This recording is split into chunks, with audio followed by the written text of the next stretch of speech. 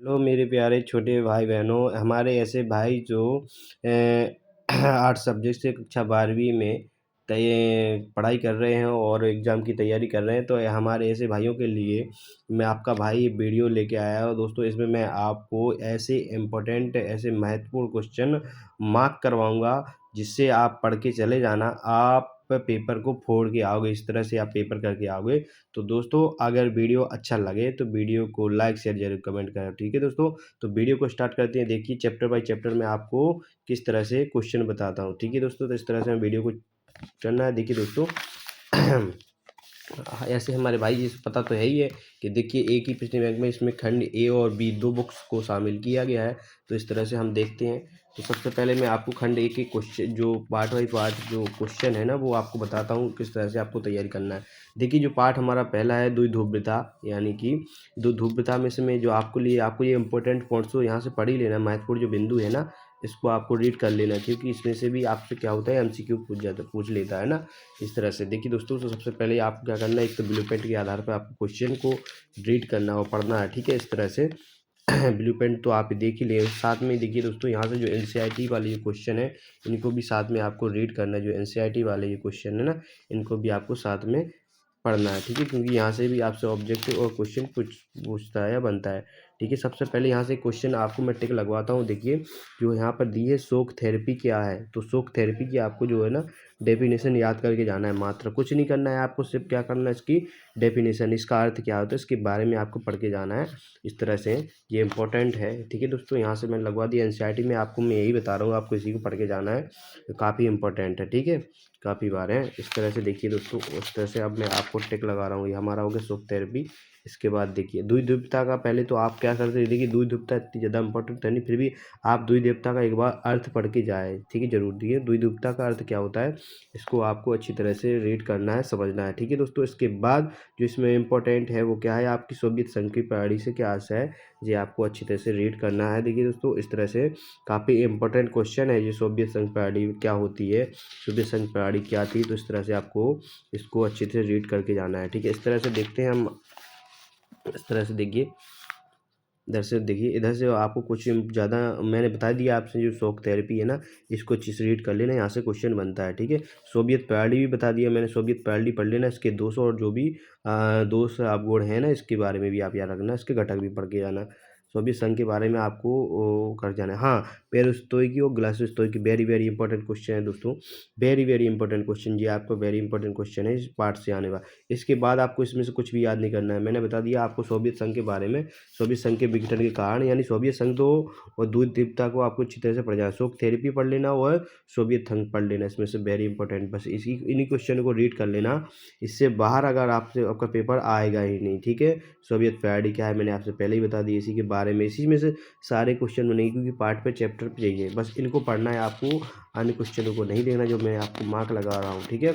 इस तरह से, इस तरह से देखिए सोवियत संघ के जो वो सोवियत संघ के आपसे विशेषताएं भी पूछ सकता है, सोवियत संघ की आपसे कारण दोष गुण अवगुण इनको पूछ सकता है, ठीक है। शोक थेरेपी के बारे में आप क्या करना है, सिर्फ बस शोक थेरेपी की क्या करना, डेफिनेशन याद करके जाना, शोक थेरेपी क्या है, ठीक है। इस तरह से शोक थेरेपी के परिणाम दो परिणाम याद करके जाना, 2 या 3 परिणाम याद करके जाना है, और आपको ज़्यादा से कुछ याद नहीं करना है, ठीक है। इस तरह से देखिए हमारा पार्ट हो जाता है ख़त्म, यहाँ से और आपको कुछ याद करना नहीं है, बस आपको शोक थेरेपी पे और सोवियत संघ पे करना है आपको फोकस, ठीक है। इस तरह से देखिए दूसरा हमारा जो पार्ट है सत्ता के समाकलनीय केंद्र, ठीक है। इस तरह से देखना सत्ता के जो समाकलनीय केंद्र है दोस्तों, इस तरह से देखिए ये पार्ट हो गया। इस तरह से आप इसके क्वेश्चन देखेंगे तो सबसे पहले हम इसके एनसीईआरटी देख लेते हैं, एनसीईआरटी में कुछ इंपॉर्टेंट हो तो इस तो आप रीड पढ़ के ही जाना है। सबसे पहले मैं बता दूँ आपको एनसीईआरटी में से क्वेश्चन आता है, इसमें से वो क्वेश्चन कौन सा है मैं आपको भी बता देता हूँ। अच्छा, काफ़ी इम्पोर्टेंट क्वेश्चन है जो बार बार इसमें पूछा गया क्वेश्चन है, मैं भी आपको बताता हूँ कौन सा क्वेश्चन है जो इसमें पूछा गया है। इस तरह से आप देख लीजिए,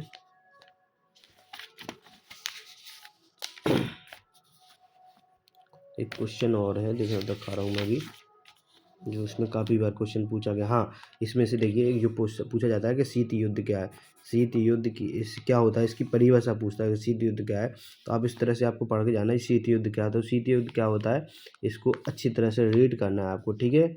इस तरह से शीत युद्ध करने के बाद शीत युद्ध, हाँ ये वाली, सॉरी दोस्तों, इस तरह से आपको इसको बोल रहा हूँ मैं, आपको ये याद करना है। ये पूछता है आपसे खुले द्वार की नीति, ये वेरी वेरी इंपॉर्टेंट है दोस्तों। इस तरह से इस पार्ट में वेरी वेरी इंपॉर्टेंट है कि खुले द्वार की नीति जो हो जाएगी इंपॉर्टेंट। और जो आसियान है, आसियान 2020 है, इसके आपके 2 या 3 जो इसके आसियान 20 के जो मुख्य बातें हैं, जो 2 या 3 आपको याद करके जाना बस। इसमें से और पार्ट में से आपको कुछ याद नहीं करना है, और कुछ याद नहीं करना है। यहाँ से मैंने शीत युद्ध बता दिया आपको, सोवियत संघ बता दिया, ठीक है, इस टाइप से। उसके बाद आपको यहाँ से आगे बढ़ जाना है इसमें, और आप कुछ इम्पोर्टेंट है नहीं है, और आगे जो होगा मैं बता दूंगा आपको।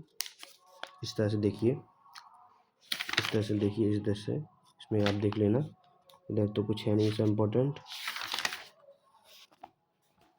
ठीक है, एनसीईआरटी में। और इसमें क्या है, आप जी एमसीक्यू वगैरह देख लेना। एमसीक्यू के लिए मैं आपसे अलग से वीडियो डालूंगा एक, ठीक है, तो आप मुझे फॉलो कर लें, क्योंकि वो एग्ज़ाम टाइम पे मैं डालूंगा।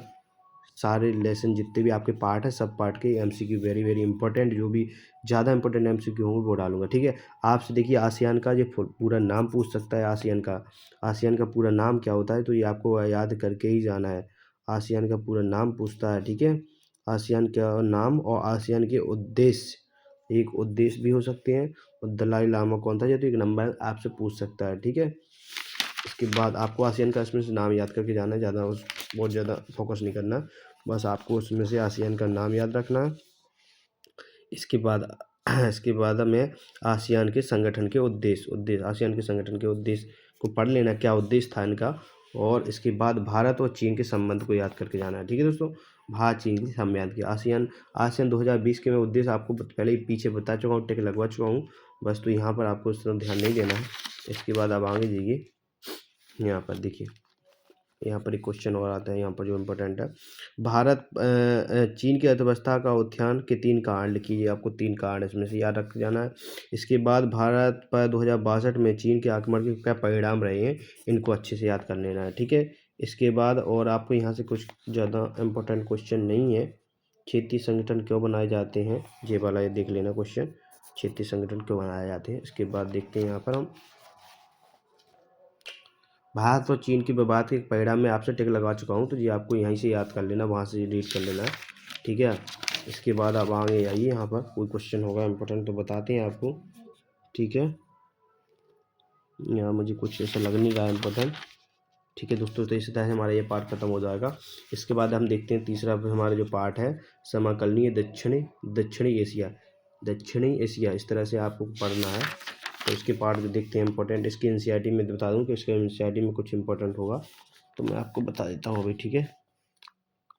यहाँ से एनसीईआरटी में अभी कुछ है नहीं है, यहाँ देखते हैं कुछ है तो नहीं, इसमें से कुछ हिस्सा इंपॉर्टेंट नहीं है।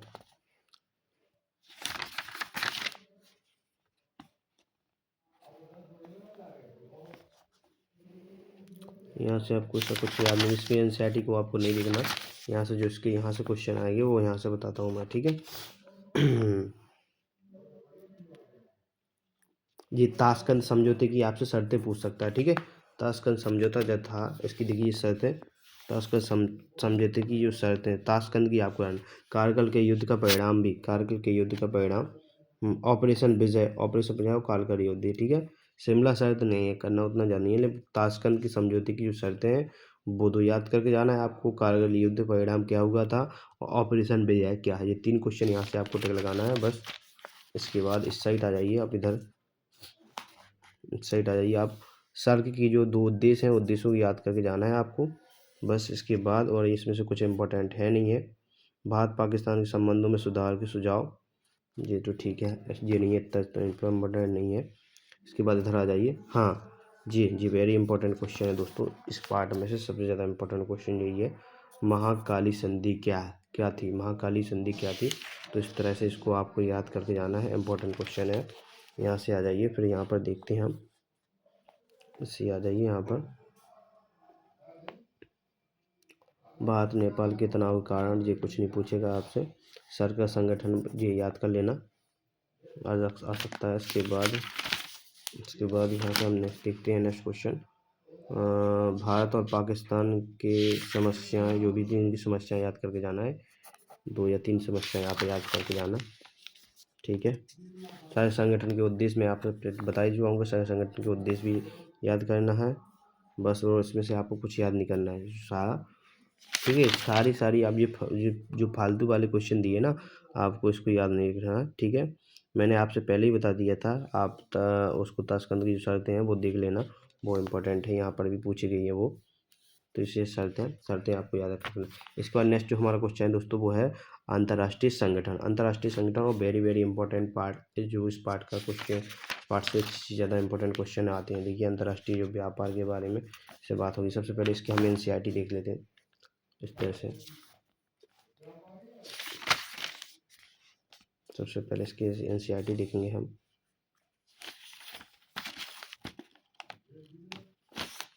इसमें से आप एक ये जरूरी याद करके जाना है, सुरक्षा परिषद के कार्य पूछता है। सुरक्षा परिषद के कार्य, और सुरक्षा परिषद के कम से कम 4 कार्य आप यहाँ से याद करके जाओगे। देखिए पहला होगा अंतर्राष्ट्रीय शांति भंग परिस्थिति कोड। इस तरह से इम्पोर्टेंट क्वेश्चन है सुरक्षा परिषद, ठीक है। तो आपको इसको याद करके जाना है। इसके बाद और इसमें से कुछ इम्पोर्टेंट नहीं है, ठीक है।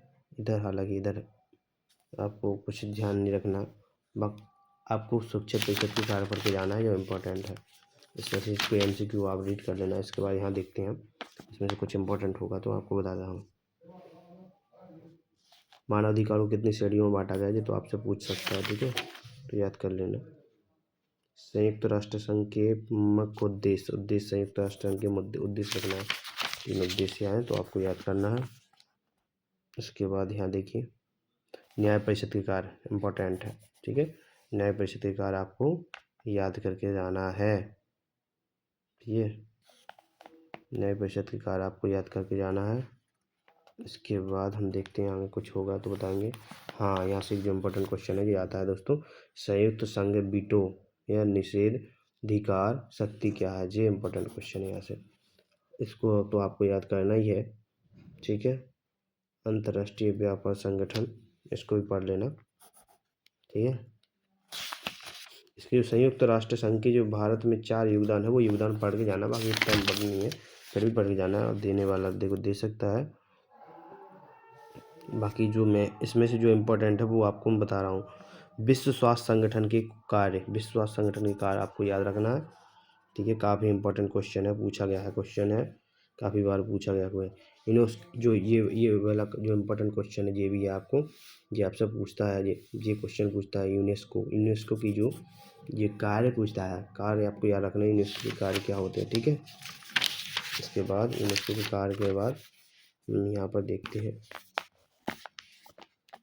सॉरी तो दोस्तों वीडियो काफ़ी लंबा हुआ, बट ये है कि मैं सोचता हूँ कि एक ही वीडियो में आपकी जो सारी अंतर्राष्ट्रीय शांति प्रयास भारतीय योगदान को, जो ठीक है, विश्व में शांति की स्थापना संयुक्त राष्ट्र प्रयास करने के लिए योगदान, जिसमें आपको कुछ नहीं पढ़ना है, इसमें से आपको कुछ नहीं पढ़ना, आपको यहाँ रखना है अंतर्राष्ट्रीय संघ कार्य। अंतर्राष्ट्रीय संघ कार्य very very important question, very very important question, ठीक है। और जो संयुक्त राष्ट्र संघ के अंग होते हैं, जैसे महासभा हो गया, सुरक्षा परिषद हो गया, आर्थिक समाज हो गया, इस तरह से आपको ये हेडिंग बाय हेडिंग इनको याद करके जाना है। आप क्या करके आपको हेडिंग तो याद होनी चाहिए, क्योंकि मेन हेडिंग होती है, हेडिंग के आधार पर आपको वो लिखना है, लेकिन हेडिंग आपको एग्जैक्ट याद होनी चाहिए। अगर हेडिंग आप एग्जैक्ट लिख रहे हो तो सामने वाले को चेक करने वाले जो चेक करता है उस पर अच्छा इफेक्ट पड़ता है उसका, ठीक है, बढ़िया नंबर देता है। तो इस तरह से आप छोटे छोटे से न्याय परिषद है, अंतर्राष्ट्रीय न्यायालय है, सचिवालय है, ये किसके अंतर्गत आया है, ये संयुक्त राष्ट्र के अंतर्गत आता है। तो आपको इस तरह से याद करके जाना है, ठीक है। इसके बाद आप नेक्स्ट देखते हैं, आप लोगों को संयुक्त राष्ट्र संघ के कार्य में पहले ही बता चुका हूँ आपको, तो आपको वो तो याद कर ही लेना। यूनेस्को के कार्य भी मैंने बता दिया। अब देखो ये विस्तार से लिखे हुए हैं, बड़े बड़े क्वेश्चन हैं, तो आपको ये बड़े बड़े क्वेश्चन ही आपको सिर्फ इनके पॉइंट को याद करके जाना है बस, जो मैंने टिक लगा दिए हैं पॉइंट ही आप याद करके जाओगे, वहाँ पर पॉइंट बना के लिख भी दोगे तो बढ़िया क्वेश्चन आएंगे, ठीक है। इस तरह से हमारा जो नेक्स्ट पार्ट है वो देखते हैं हम, इसका 5 पार्ट है, समकालीन विश्व में सुरक्षा, ठीक है, समकालीन विश्व में सुरक्षा। इस तरह से देखते हैं, इसमें से देखते हैं जो NCERT में क्वेश्चन होगा तो बताता हूँ। हाँ, इसमें से जो ये इम्पोर्टेंट क्वेश्चन यहाँ से बन जाता है, शक्ति संतुलन क्या है, कोई कोई देश इसे कैसे कायम करता है, ये इम्पोर्टेंट क्वेश्चन है यहाँ से। तो आपको ये याद करके जाना है। इसके उपाय जो पूछता है, नीचे उपाय लिखिए तो इस साइड में भी आपको, तो उपाय भी आपको ये 3 उपाय हैं देखिए, संगठन, सशक्तिकरण और निःशक्तिकरण। इस तरह से आपको इनको याद करके जाना है, ठीक है। इस तरह से आपको याद रख करके जाना है। सैन्य संगठन जो सैन्य संगठन है आपसे पूछ सकता है, सीधे सीधा क्वेश्चन पूछ लेगा कि सशक्तिकरण क्या है, निःशक्तिकरण क्या है, तो आपको इस तरह से याद करके जाना है इनको, ठीक है। इस तरह से आप याद करके जाओगे, इम्पोर्टेंट है ये सशक्तिकरण। इसके बाद शक्ति संतुलन के बाद फिर ये तो हो गया हमारा एनसीईआरटी का इस पार्ट का। अब नेक्स्ट देखते हैं जो इसके इम्पोर्टेंट क्वेश्चन है। देखिए यहाँ से जो इसके इम्पोर्टेंट है, वेरी वेरी इंपॉर्टेंट क्वेश्चन आएंगे यहाँ से। देखिए एक तो ये पूछता है जो महामारी है ना, कौन कौन सी महामारी, कोविड-19 हो गया और भी जो भी महामारी समस्या है ये सब पूछता है, बर्ड फ्लू है, इनके नाम याद के रख जाना है। भारत में स्वच्छ नीति कब बनाई गई थी, इसके कार्य, ये तो यहाँ से टिक लगाना ही है आपको, इस तरह से ये टिक लगा लीजिए, इम्पोर्टेंट है दोनों। इसके बाद आपसे इंटरनेशनल, इनके पूरे फुल फॉर्म याद रख के जाना है आपको। देखिए हालांकि 2 नंबर में नहीं पूछेगा आपसे, बट इनके पूरे नाम पूछ सकता है कि IAEA के ए का नाम बताइए 1 नंबर में, इनके पूरे नाम, तो इंटरनेशनल एटॉमिक एनर्जी एजेंसी, ठीक है, एनर्जी एजेंसी। इस तरह से आपसे क्वेश्चन आएंगे तो आपको रहना, इनके पूरे नाम पूछ सकता है आपसे, WBC और WCWC का, WBC और CWC का, इस तरह से क्वेश्चन इनके आपको पूरे नाम याद करके जाना है। सुरक्षा किसे कहते हैं, एक सुरक्षा की परंपरागत अवधारणा, वेरी वेरी इंपॉर्टेंट है भाई, सुरक्षा की परंपरागत अवधारणा आपसे पूछी जा सकती है, ठीक है। इस तरह से सुरक्षा की परंपरा, और मानवाधिकार का अर्थ क्या होता है, तो मानवाधिकार का अर्थ भी लगा लीजिए। इस तरह से ये क्वेश्चन जो मैंने आपको टिक लगा दी, इनको पढ़ के जाना है आपको, आपका काम हो जाएगा, ठीक है। इस साइड से इधर आ जाइए, इस साइड से देखिए, यहाँ से आपको कुछ याद करने की ज़रूरत है नहीं है, यहाँ से आप कुछ याद करने की ज़रूरत नहीं है, यहाँ से आपको याद करने की ज़रूरत नहीं है। आपसे देखते हैं, यहाँ से देखते हैं, यहाँ पे हाँ, ये जो क्वेश्चन है यहाँ से आपसे पूछ सकता है भाई, जो शक्ति संतुलन है इसकी 2 विशेषता पूछ सकते हैं, तो आपको ये हेडिंग याद करके जाना है, यथापूर्व स्थिति पे समर्थन और परिवर्तनशीलता, और इसमें आपको इसको पढ़ के जाना है। तो आपको 2 ही पॉइंट याद करके जाना है, क्योंकि ज़्यादा बड़ा क्वेश्चन नहीं पूछेगा, बस आपसे 2 ही पूछेगा, तो इस तरह से आपको 2 ही करके याद करके जाना है, ठीक है। 2 करके आप याद कर जाओगे, आपका काम हो जाएगा। इसके बाद देखिए भारतीय सुरक्षा, वेरी वेरी इंपॉर्टेंट, इस पार्ट में से यहाँ से बन सकता है क्वेश्चन। भारतीय सुरक्षा नीति के जो 2 घटक हैं, उनके 2 घटक तो आपको याद रख के जाना है। सैन्य क्षमता कौन सी है, देखिए दोस्तों, सैन्य क्षमता और इनमें से कोई सी भी आप 2 याद कर लेना अच्छे से, क्योंकि 2 ही आएंगे आपसे सीधे सीधे। ऐसे क्वेश्चन आएगा कि भारतीय सुरक्षा नीति के विभिन्न घटकों के विभिन्न घटक लिखे हैं, विभिन्न घटक लिए, तो वहाँ पर लिख देगा कोई 2 नीति घटक लिखिए, तो इस तरह से क्वेश्चन आएंगे, ठीक है। इस तरह से हमारा जो पाठ है नीचे, तीसरा जो छठा पाठ है, पर्यावरण एवं प्राकृतिक संरक्षण, पर्यावरण और प्राकृतिक संरक्षण के अंतर्गत देखते हैं। देखिए इसके अंतर्गत जो मैंने पहले से ही टिक लगा के रखे हुए हैं, एक तो आपसे इसको पढ़ के जाना है, रियो सम्मेलन का परिणाम क्या हुआ था, और इसके बाद विश्व की साझी विरासत, वेरी वेरी इंपॉर्टेंट है, यहाँ से क्वेश्चन बन सकता है, ठीक है। इस तरह से टिक लगे हुए हैं, मैंने पहले से ही लगा लिए थे, इस तरह से देखिए। अब यहाँ से आपको कुछ नहीं पढ़ना, बस जो मैंने आपको बता दिया, बस एनसीईआरटी में वही क्वेश्चन देखना है, बाकी आपको क्वेश्चन नहीं देखना। इसके बाद अब आगे बढ़ते हैं हम, देखिए दोस्तों, वीडियो होगा काफ़ी लंबा, बट ये हाँ चलो, एक ही वीडियो हमारा जितना भी है एक पेपर का जो कवर हो जाएगा, ठीक है। यहाँ से देखिए आपको सबसे ज़्यादा इंपॉर्टेंट एक तो है, इसको वेरी वेरी इंपॉर्टेंट है, देखिए दोस्तों। तो आई होप, क्या करूँ मैं, तो मोबाइल थोड़ा सा क्या है ये, देखिए इसमें से आपको जो याद करना है वो मैं आपको अभी बता देता हूँ, काफ़ी इंपॉर्टेंट सीधे क्वेश्चन आएंगे आपके। एक तो एजेंडा 21 है, एजेंडा 21 क्या है, इसको कब बनाया गया था, देखिए इसको ब्राज़ील देश वालों ने बनाया था। ब्राज़ील में सबसे पहले इसका जो विकासन हुआ था, तो ब्राज़ील में। एजेंडा की परिभाषा मैं आप अपने वीडियो में डाल दूंगा, पहले तो आप इसकी वीडियो, एजेंडा की जो परिभाषा है, एजेंडा 21 की परिभाषा, और इसकी जो कार्य क्या होते हैं एजेंडा के, इसके पढ़ के जाना है, क्योंकि इसके कार्य पूछ सकता है आपसे, इसकी परिभाषा पूछ सकता है। इसके बाद एक जी कारण पूछ सकता है आपसे, ये वाला ग्लोबल वार्मिंग, ग्लोबल वार्मिंग क्या है, वेरी वेरी इंपॉर्टेंट क्वेश्चन इस पार्ट का। ग्लोबल वार्मिंग क्या है, प्राकृतिक संसाधन पूछे या नहीं पूछे, ग्लोबल वार्मिंग आपसे पूछ सकता है, ठीक है। और ये दोनों ही प्राकृतिक संसाधन भी आप याद करके जानते हैं कि प्राकृतिक संसाधन तो आप जानते हो, नदी, तालाब, पहाड़ जो भी हैं, ये प्राकृतिक संसाधन ही है जिनका उपयोग हम कर लेते हैं। इस तरह से पेड़ पौधे भी प्राकृतिक होते हैं। इसके बाद एक क्वेश्चन यहाँ से आता है, हाँ जे भारत में पावर वन प्रांतरांत क्या होते हैं, ये क्वेश्चन है दोस्तों, काफ़ी इंपॉर्टेंट क्वेश्चन है। अच्छे से मैं इसको अभी क्या है, जब भी मैं वीडियो बनाऊंगा ना, तो इनको मैं अच्छे से समझाऊंगा, ठीक है। अभी क्या है, मैंने सारा एक ही वीडियो एक ही सारे चैप्टर को एक ही वीडियो में कवर कर दिया है। तो इस तरह से देखिए, मैं जब एक पार्ट बाई पार्ट वीडियो बनाऊंगा तो मैं सबको जो जो भी शब्द हैं अच्छे से समझाऊंगा इनको, ठीक है। सांझी सभ्यता किसे कहते हैं, ये भी इंपॉर्टेंट है, ये टेक लगा लीजिए आप। देखिए, सांझी सभ्यता को लगा लेना है। पर्यावरण प्रदूषण के कोई दो कारण, ये पूछ नहीं सकता आपसे, पर्यावरण प्रदूषण के कारण पूछे या नहीं पूछे। ऊर्जा, हाँ, नवीकरण पूछ सकता है, ऊर्जा के नवीकरण के संसाधन, तो ये टेक आपको लगा के रखना है, ये वाले।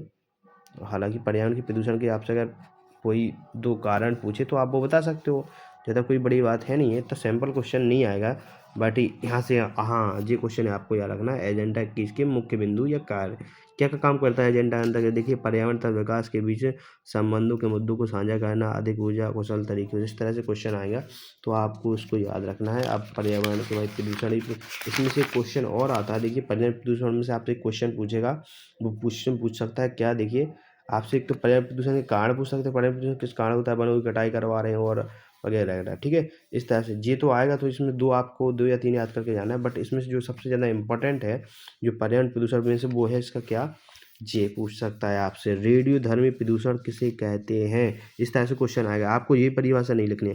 रेडियोधर्मी प्रदूषण क्या होता है, पहले आप भी समझ लीजिए। रेडियोधर्मी प्रदूषण क्या होता है, जैसे भी हमारे जो देश हैं, देशों के बीच में आपस में लड़ाई झगड़े होते हैं ना, तो जो परमाणु बम होते हैं, तो परमाणु बम का जो उपयोग करते हैं, तो परमाणु बमों से जो किरणें निकलती हैं, जो किरणें कैसे निकलती हैं, जो रेडिएशन बोलते हैं जिसे, जो रेडिएशन या जो तरंगे निकलती हैं, उन तरंगों से हमें क्या होता है, बहुत ही ज़्यादा आघात होता है। बहुत ही ज़्यादा कैसा होता है दोस्तों, आघात, यानी बहुत ही ज़्यादा नुकसान होता है। उसे ही हम क्या कह सकते हैं, उन्हें इस प्रकार की आघात होने वाली रेडियोधर्मी किरणों से आघात होने को ही हम क्या कह सकते हैं, रेडियोधर्मी प्रदूषण कहते हैं। तो इस तरह से आपको लिखना है, समझना है रेडियोधर्मी प्रदूषण क्या होता है। तो आप इसको ऐसे मत लिख के आ जाना का जैसे ही आपको कुछ समझ में नहीं आया बना के आ जाओगे, कोई पेड़, वाहनों, ध्वनि, दुनिया भर की कुछ भी लेके आ जाओ, तो ऐसा नहीं चलेगा। आपको याद रखना है, एग्जैक्ट बताना है, ठीक है दोस्तों। इस तरह से मैंने आपके जो 6 पार्ट लेसन है कंप्लीट कर चुके हैं। देखिए, हम देखते हैं इसमें पार्ट नंबर फर्स्ट में कितने वीडियो वो आते हैं। तो इस तरह से देखिए, मैंने आपके 6 लेसन कंप्लीट करवा दिए हैं, और 6 के बाद एक 7 और लगे, इसका लास्ट और जीवन निपटा देते हैं ना। 6 कंप्लीट हो चुके हैं, 7 और देख लेते हैं, वीडियो में एक साथ कंप्लीट हो जाएगा। ये वीडियो काफ़ी लंबा हो रहा है, फिर इसमें सोच रहा हूँ ये 2 वीडियो कर लूँगा इसके, या थोड़ा सा वीडियो अपलोड करने में प्रॉब्लम होती है। इस तरह से देखिए, ये तो हो गया था, हाँ जी, और देख लेते हैं, हमारा 7 पार्ट आ गया दोस्तों, 7 पार्ट आ गया हमारा, ठीक है। इस तरह से देखिए, 7 पार्ट आ गया ये हमारा 7 पार्ट। तो इसमें देख लेते हैं हम, इसमें क्या है, इसमें जो इम्पोर्टेंट है, सबसे पहले इसकी एनसीईआरटी देखेंगे। तो एनसीईआरटी में जो मैं आपको क्वेश्चन बता दूं, विश्वव्यापी परस्पर जुड़ाव क्या है, इसको याद रख के जाना। विश्वव्यापी परस्पर जुड़ाव क्या है, बस इसको याद कर लेना बस। देखिए, मैं टिक नहीं लगा पा रहा हूँ क्योंकि मुझे मोबाइल भी करना पड़ता है, ठीक है। इस तरह से आप टिक लगा लेना, विश्वव्यापी परस्पर जुड़ाव क्या है, इसको याद करके जाना है। इसके बाद इसमें से आपको कुछ भी याद नहीं करना, ठीक है। एनसीईआरटी में से कुछ भी याद नहीं करना क्वेश्चनों में से, बस उसको याद कर लेना। इसके बाद आपको और क्या करना है, वैश्वीकरण ने भारत को कैसे प्रभावित किया है, इसके कोई 2 कारण है, आपको याद रखना, कारण प्रभावित किया भी कारण याद करके जाना है। तो इस तरह से आप 2 इसके कारण देख लेना, ठीक है। प्रभाव, इसके 2 प्रभाव आप याद करके जाना, 2 या 3 प्रभाव आप ये वाला टिक लगा लेना, इसके प्रभाव, बस। इसमें से आपको कुछ नहीं पढ़ना है। इसके बाद यहाँ आ जाइए, यहाँ से क्वेश्चन जो बनते हैं, जो सबसे ज़्यादा आपके क्वेश्चन बनते हैं, यहीं से बनते हैं। सबसे पहले तो इसका सीधे भाई वैश्वीकरण पूछ लेता है, किसे कहते हैं, इसका अर्थ, वेरी वेरी इंपॉर्टेंट। इस पर जितने ज़्यादा टिक लगा लो, जितने ज़्यादा स्टार लगा लो, उतने लगा लेना। सबसे ज़्यादा इंपॉर्टेंट क्वेश्चन आपका इस पार्ट से यही है। इसके बाद देखिए, यहाँ से इनके जो WSF का फुल फॉर्म पूरा नाम भी पूछ सकता है। वैश्वीकरण के 2 कारण, ये मैं कारण आपको बताई दिए हैं, और याद करके जाना है आपको, उधर टिक लगा लेना है। इनमें से और इम्पोर्टेंट जो क्वेश्चन है वो बता दूंगा मैं, ठीक है।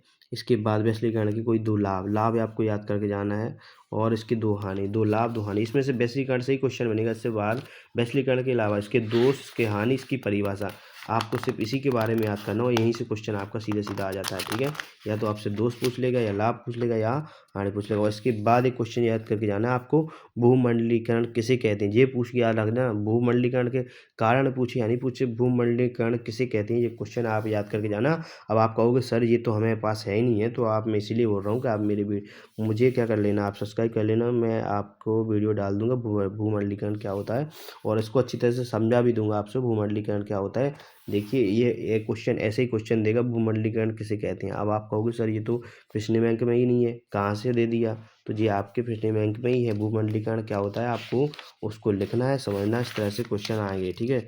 इस तरह से देखिए दोस्तों इसमें और कुछ है नहीं है। तो अगर आप को वीडियो अच्छा लगे तो वीडियो को लाइक शेयर जरूर कमेंट जरूर करें और ठीक है दोस्तों और मैं जो भी इनके जो लेसन बाई या पार्ट बाई पार्ट जो इम्पोर्टेंट क्वेश्चन बताए हुए हैं मैं इनको बढ़िया से समझा दूंगा आपको। तो वीडियो को आप क्या करें, वीडियो को सब्सक्राइब कर लाइक शेयर कर दें और मेरे चैनल को सब्सक्राइब कर लें ताकि जो मैं वीडियो जो इसके जो क्वेश्चन हैं उनको समझाऊं तो आप अच्छे से समझ भी लें, ठीक है दोस्तों। और आई होप मैं अच्छा करता हूँ कि आप अच्छे पढ़ रहे होंगे और आपके लिए दुआ करता हूँ कि चलो ठीक है कि आप अच्छे नंबर ला सको, ठीक है। तो आप पढ़ते रहो, खुश रहो, ठीक है। धन्यवाद, थैंक यू।